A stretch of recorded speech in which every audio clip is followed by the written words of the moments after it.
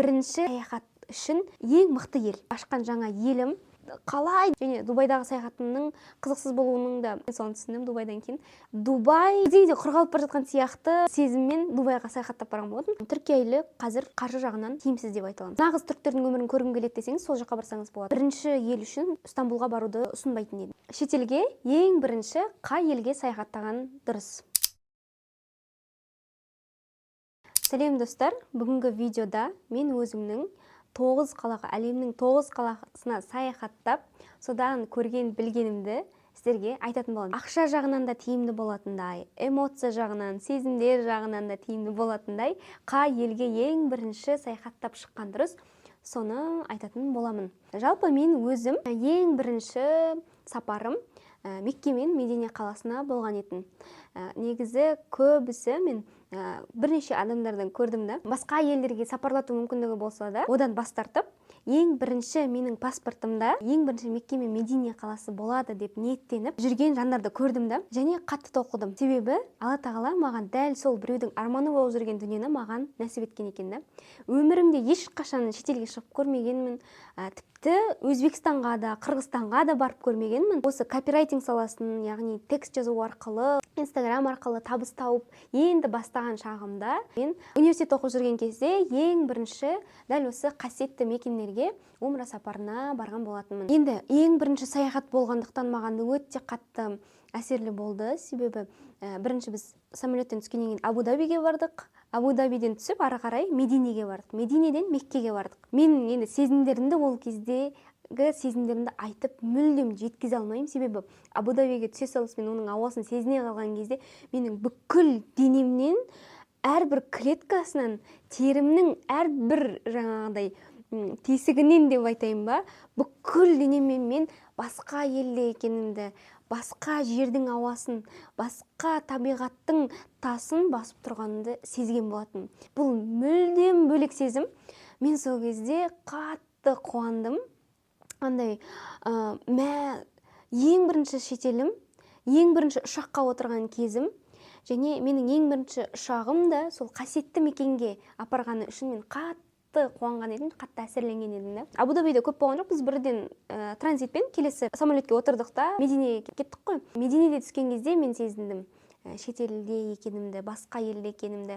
Мединенің ауасы аэропорттан шыға қалған кезде есік ашыла қалып, екі жаққа Мединенің ауасы кәдімгі бұрқ ете қалған кезде алдымнан менде кәдімгідей миымда дейін ба, ақылымда бір шоковой состояние болды. Кәдімгі айналама қараймын, жан-жақ құм. Медине өздеріңіз білесіздер, араб елдерінде кәдімгідей ол жақта құмды жел, құмды дала деген сияқты жел соғып тұр. Айналама қараймын, адамдар да басқа, табиғат та басқа, бұл жердегі атмосфера да басқа. Кәдімгідей мен сезіп тұрмын да, және Мединенің ауасын сезіну мүлдем басқа, Мединенің желін сезіну мүлдем басқа. Қатты мен сол кезде шүкір еттім. Осы жерге осындай жасымда, 20 жасымда ғана келгеніме кәдімгідей мәссаған деп сондай шоковой состояниеде болған едім. Одан кейін Мединеде кәдімгідей Пайғамбарымыз саллаллаху алейхи ва саллямның мешітіне барып, намаз оқып, құлшылық етіп, өзімнің руханиятымды, өзімнің жүрегімді дайындап, Қағбаны көруге дайындап, сөйтіп Меккеге жол тарттық. Меккеге барған кезде де андай сезімде жүрдім да.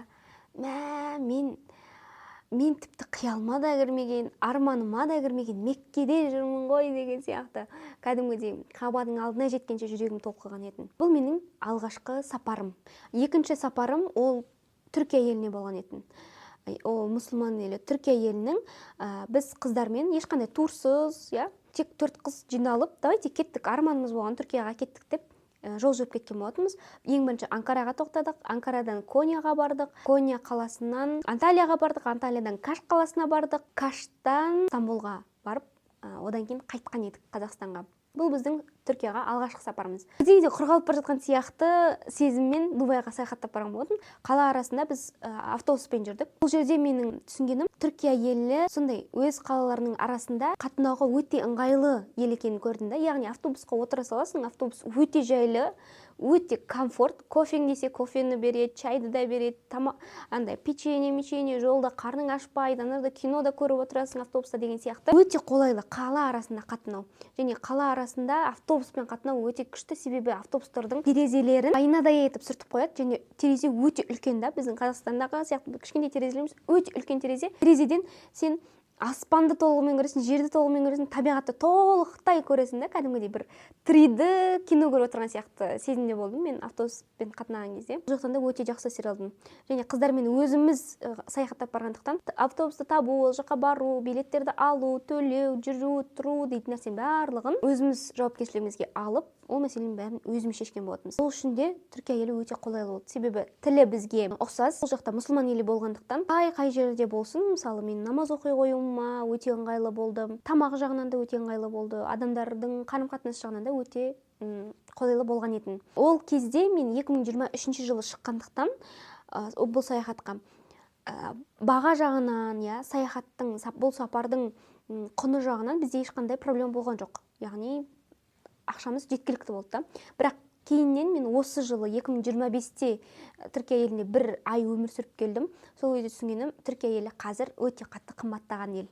Өте қатты экономикасы жағынан біраз проблема болғандықтан бағаның барлығы ұшып тұр. Қазір саяхаттап бару қаншалықты тиімді екенін білмеймін. Түркия еліне осы 2025-те мен Измир қаласында бір ай тұрып келген едім. Стамбулда болдым. Қайтар уақытта біз 3 күндей Стамбулда болдық. Стамбул нағыз туристердің жері, негізі тарихи мекен, негізі өте әр тасын түртсең тарих тұнып тұрған қала болғанымен, қазір туристердің барлығы жайлаған адам өте көп. Көп болу басып тұрады, сені қатты басып тұрады. Ол жақта тазалық жағынан да бір проблема бар. Әрине, көп адам бар жерде көп қоқыс болады. Оның барлығын кәдімгідей тазалап отыру деген сияқты үлгермеу дейтін дүние болады. Және әр елден әртүрлі адамдар келеді, әртүрлі түсініктегі, әртүрлі мәдениеттегі адамдар келеді деген сияқты. Ол жақтағы атмосфераны көтере алу қиын. Мен мысалы 3 күн Стамбулда болғаннан кейін 4-ші күні мен шыдай алмадым, кәдімгідей қайтқанымыз дұрыс деген сияқты. Мен бірінші ел үшін Стамбулға баруды ұсынбайтын едім. Измир қаласы ол әрине түріктердің өздері тұратын қала болғандықтан, былай айта аламын, Измир қаласы Семейге ұқсаттым. Қазақстандағы Семейге ұқсаттым.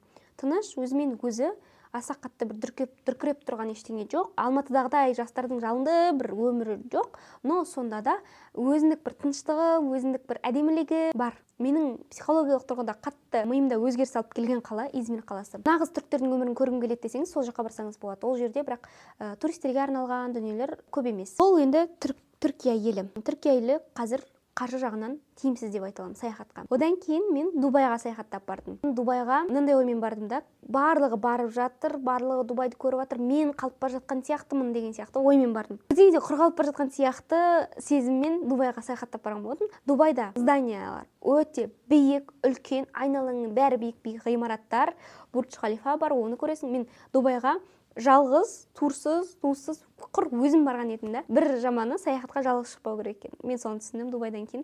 Және Дубайдағы саяхатымның қызықсыз болған кезде, ол жақта да қызықты болған сәттер болды. Мен вау деп қараған сәттер болды. Себебі өмірімде көрмеген дүниелерді Дубайда көрген едім. Өмірімде көрмеген өмір сапасын Дубайда көрдім. Өмірімде көрмеген жаңағыдай таксиге Тесла келгенін Дубайда көрген едім. Кәдімгідей қалай деген сияқты миымда мындай максимум дейтін дүниелерді Дубай көрсеткен еді. Сол себепті маған қатты әсер етті, бірақ ол жақта баға тым көп. Мен бір таксидің өзіне 12 мың теңге, 16 мың теңге төлеген кезім болды. Тамақтануға просто бір бургер алып жей салуыма 8 мың теңге. Құр өзіме солай кеткен болатын. Сондықтан Дубайға кәдімгі ақшаңды жинап баруың керек және жалғыз бармау керек. Жалғыз баруға мүлдем кеңес бермеймін. Себебі бірнеше адаммен барсаң, бөліп төлей аласың, жаңағыдай 4-ке бөле саласың деген сияқты, 5-ке бөле саласың деген сияқты, ал жалғыз барсаң қиындау. Одан кейін мен жақында ғана ашқан жаңа елім, барып келгеніме аса көп уақыт болған жоқ, Малайзия еліне барып келген болатын. Ол да бір Алланың қалауымен ешқандай жоспарсыз кетіп қалған болатынбыз. Вот Малайзия елі ең бірінші саяхат үшін ең мықты ел. Себебі бұл жақта мұсылмандар көп, мұсылман елі, халал тағамдары көп, халал жерлері көп, табиғат бар. Дубай мен табиғат табиғаты бар елдің қосындысы сияқты. Былай айтайыншы, Бали мен Дубайдың қосындысы Малайзия деп айта аламын. Тек қана Малайзияда андай шомылатын сондай жер жоқ, бірақ соның өзіне табиғаты вау деп қарайтын ел, комфорт ел, баға арзан, отельдерде арзан, тамақтар да арзан. Тіпті кейде бізде балмұзақты тегін бере салған кездер болды. Адамдар өте мейірімді, мұсылманшылықты өте қатты ұстанған, өте көркем түрде ұстанған ел ретінде көрдім Малайзияны. Табиғатын көрген кезде мен Турцияның қаншама 7 қаласын көріп, табиғатты вау дедім ғой, енді Каш дейтін ол да бір керемет жерді. Солардың барлығын көргеннен кейін Малайзияға келіп, бұл жақтың табиғатын көрген кезде менде мынандай ой болды: миым өте қатты шектеулі екен ғой. Аллах тағаланың көркем жаратушы екенін мен өте төмен деңгейде біледі екенмін ғой дейтін ой болды. Себебі мынандай табиғатты мен мүлдем елестетпегенмін. Аспанның мынандай түсін мен мүлде елестетпегенмін. Таудың осындай болатынын мен мүлдем елестетіп көрмегенмін деген дүниені Малайзияда көрген болатынмын. Және адамдарды өте күшті. Жалпы адам көп емес, сыртта жүргенде мүлдем адамдарды көрмейсің және аз көресің. Оның себебі не деп ойлана келе, бүгін мен бір кісіден естідім да, Малайзияда өте комфортный өмір сүру, және ол жақта барлық ЖК-ларда бассейні бар, фитнес залы бар, бүкіл тамақтанатын орын бәрін сол ЖК-ның ішіне орналастырып қойды екен да. Яғни адамның сыртқа шығуға аса қатты қажеттілігі жоқ. Соның өзіне Қазақстандағы мен бірдей квартираға баға төлеп тұрады екен. Сол себепті қазір көбінесе блогерлар Малайзияға көшіп кетіп жатқаны сондықтан екен. Және де сыртта адамның көп болмауы да сол, адамдар өздерінің ЖК-сында, оларға өздеріне комфортный, бүкіл жағдайы жасалған, бүкіл қажеттілігі жанында, өзі тұрып жатқан жерде деген сияқты. Ал вот Петронас дейтін башня бар ғой, сол дәл Дубайдағы Бурдж Халифаның атмосферасы тура Малайзияда бар. Тура Малайзияда. Малайзияда да биік ғимараттар бар. Малайзияға барған адам Дубайға барып керек емес деп ойлаймын. Егер де енді Дубайдың андай музейлерін, анау-мынауын көргім келеді деп бармасаңыз, Малайзияның өзі жеткілікті деп ойлаймын. Мидағы бір шектеулерді бұзуға. Сонымен қорыта айтқан кезде менің кеңесім, ең бірінші саяхаттайтын болсаңыз, онда Азия елдеріне бірінші баруды кеңес беремін. Ол Малайзия болсын, ол Таиланд болсын, ол Вьетнам болсын, бірінші сол жаққа барып көріңіз. Себебі бір жағынан ақша жағынан арзандау, қалтаңыз көтереді. Одан кейін ол жақта сапа бар, ол жақта адамдардың қарым-қатынасы түсінігі басқа деген сияқты. Жалпы сол, ал Европа елдері жайлы енді болашақта барып көргеннен кейін салыстырып айтатын шығармын. Ол да нәсіп болсын. Сізге де нәсіп болсын, өзіңіздің армандап жүрген еліңізге, армандап жүрген қалаңызға саяхаттап бару.